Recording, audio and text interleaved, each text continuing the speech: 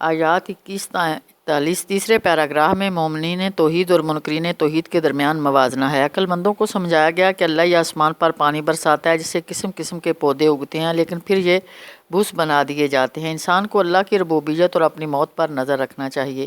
اسلام قبول کرنے والے اور دعوت اسلام رد کرنے والے برابر نہیں ہو سکتے۔ قبول کرنے والے کے سینے اللہ تعالیٰ کھول دیتا ہے، جبکہ پتھر سے زیادہ سخت دلوں پر قرآن مجید کی دعوت کا کوئی اثر نہیں ہوتا، ورنہ قرآن ایسا بہترین اور پرتاثیر کلام ہے کہ اس کو سن کر لوگوں کے رونگٹے کھڑے ہو جاتے ہیں، لوگوں کے دل نرم ہو کر ذکر الہی کی طرف راغب ہو جاتے ہیں۔ قرآن مجید میں لوگوں کو طرح طرح سے سمجھایا گیا ہے۔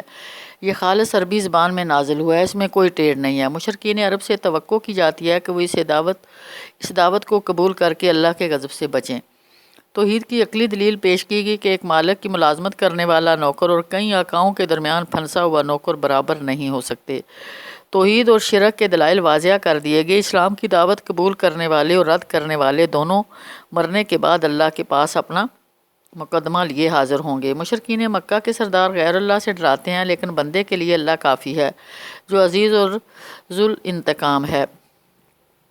مشرکین اللہ کو خالق مانتے تھے، لیکن دیویوں سے دعا کرتے تھے اور انہیں نفع نقصان کا مختار سمجھتے تھے۔ نام نہاد دیویوں کی بے بسی اور بے اختیاری کی وضاحت کی گئی اور اللہ کے کامل اختیارات کا اثبات کیا گیا، جنہیں مان کر سچے مومن اللہ ہی سے دعا کرتے ہیں اور اللہ ہی پر بھروسہ کرتے ہیں۔ قرآن مجید حق کے ساتھ نازل کیا گیا، اب لوگوں کی مرضی ہے کہ ہدایت پائیں یا گمراہ ہو کر عذاب سے دوچار ہو جائیں۔ آیات 42 تا 52 چوتھے پیراگراف میں دعوت توحید پر مشرکین کا رد عمل اور غلط عقیدہ شفاعت کی تردید کی گئی۔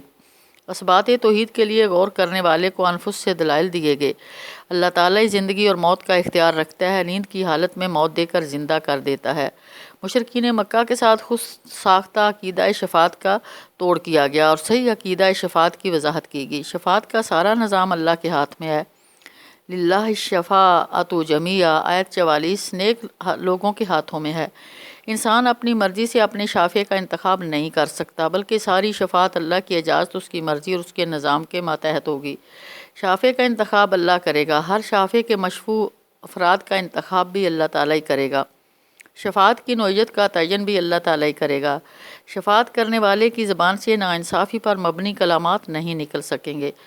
موحد اور مشرک کی پہچان بتائے گی کہ مشرکین اور منکرین آخرت اپنے عقیدے میں اس قدر سخت ہوتے ہیں کہ خدا کا نام سن کر دل میں کڑن محسوس کرتے ہیں اور اللہ کے ساتھ غیر اللہ کا ذکر کر لیا جائے تو خوشی سے کھل اٹھتے ہیں۔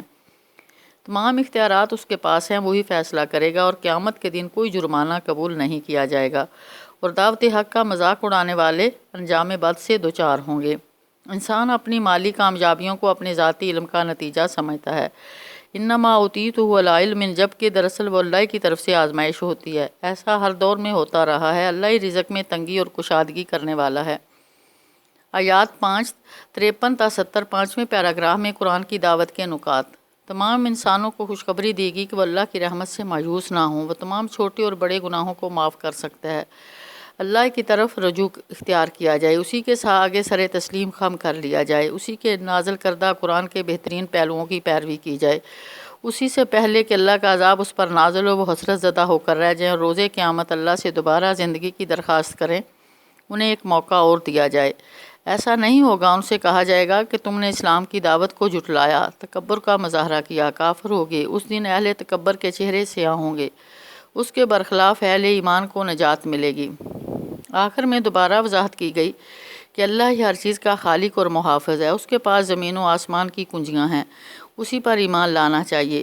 ان دلائل کو رد کرنے والے خسارے میں رہیں گے۔ قیامت کا منظر کھینچا گیا کہ سور پھونکے جانے کے بعد سب پر گھبراہٹ طاری ہو جائے گی اور نامہ اعمال سامنے رکھے جائیں گے اور انسانوں کو ان کے لیے کیے کا بھرپور بدلہ ملے گا، کسی کے ساتھ کوئی ناانصافی نہیں ہوگی۔